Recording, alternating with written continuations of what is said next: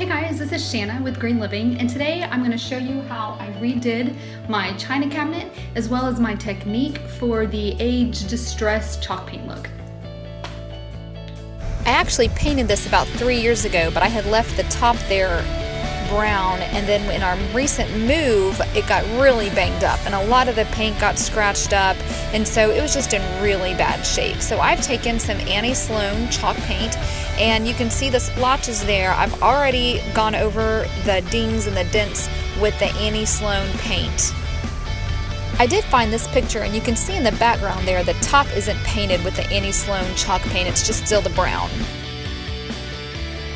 So I'm going to cover it in polyurethane, and I'm using a clean, mismatched or unmatched sock to apply it.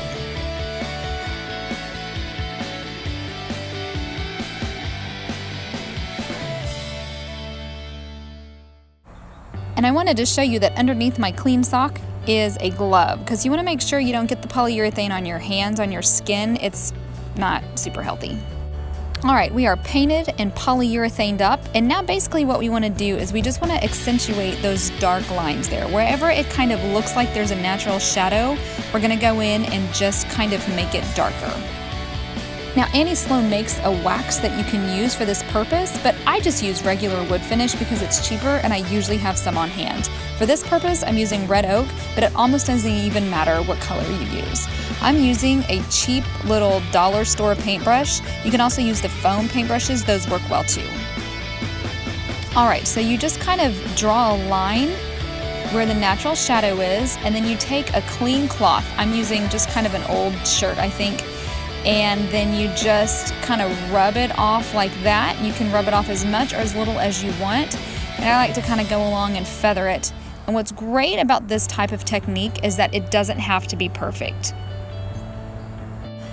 And pretty much after every time I draw a line, I like to stand back and look and see how it looks from afar.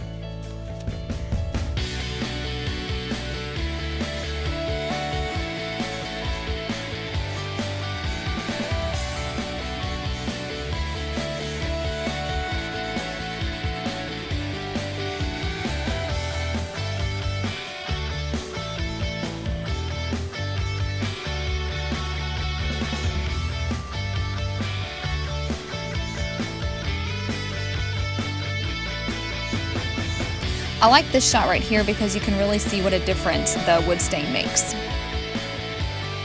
And basically you just repeat these steps all the way over at every shadowed part.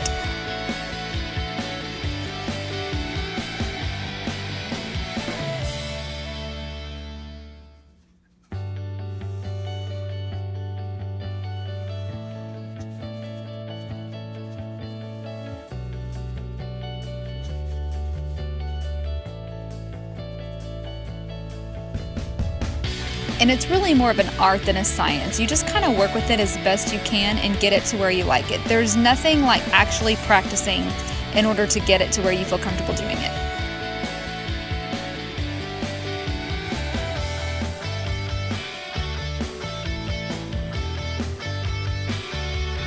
And moving on to the third section. Every once in a while you want to go back and check what you've previously done to look for any spills or drips. And the procedure on the bottom is just like it was on the top. You just draw the line and then you wipe it off with the rag. It was a little bit trickier to get on the bottom because I wanted the line darker and it kept wiping off too much. So I ended up having to go back over and over again and just keep adding the wax to it.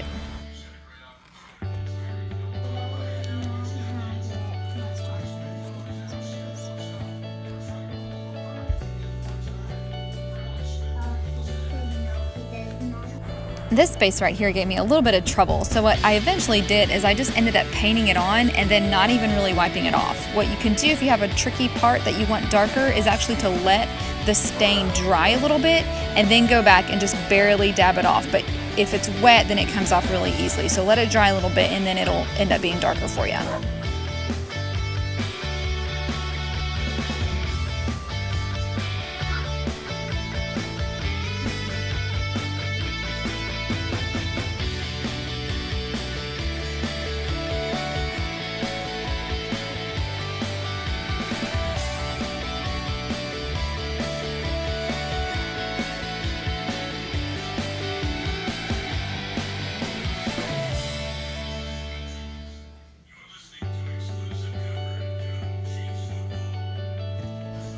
All right, here is the final product. I absolutely love how it turned out. You can see that all the shadows there are accentuated. And the last step that I did was that I kind of smudged and on that top there and just kind of made it look a little old. And remember, I had painted over right there, so it was really, really clean looking, and I wanted to kind of make it look smudged and dirty. And again, it doesn't have to be perfect. That's what's great about this technique. So I encourage you to practice. Maybe shoot me some pictures of what you've done. If you like this video, give it a thumbs up and make sure you subscribe so you don't miss any more posts and other people can find it.